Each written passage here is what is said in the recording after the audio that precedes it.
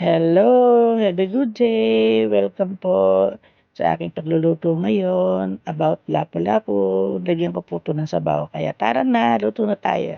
Ito na, nakabasta na ang ating sahog, pechay, at saka repolyo. Malinis na ang ating lapu-lapu. Wala na siyang kaliskis. At inasbang ko na rin yan para tumalab ang asin.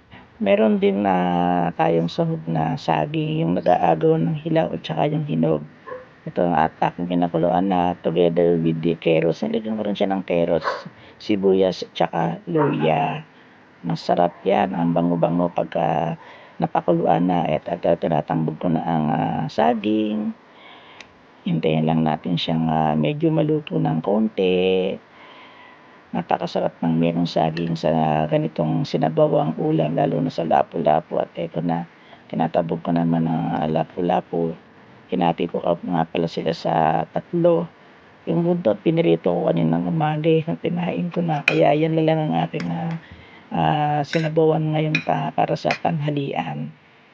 Yung iba kasi hindi naglalagyan ng carrots. Kung meron din naman akong carrots dito, ito na at lagyan ko.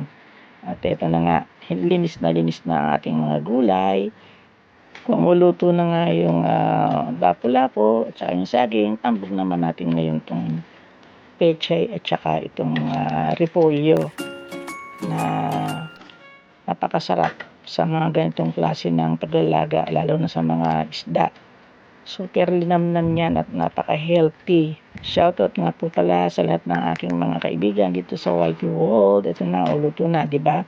Tinanggal ko yung isda niya, yung lapu-lapu kasi baka madurog. At akin siyang ilalagay sa isang lalagyan habang niluluto pa yung ibang klase ng gulay. Yan natin ninyo. Ito na.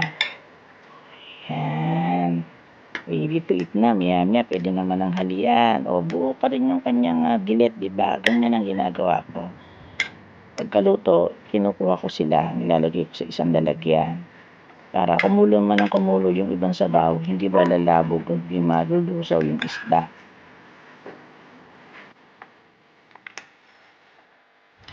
Ito na, kumakain na ako.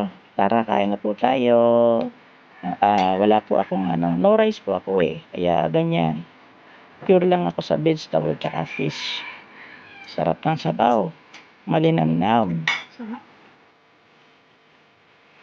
Thank you very much for watching. See you on my next vlog. Bye-bye. Tara, kain na po tayo. Ang sarap ng aking ulam.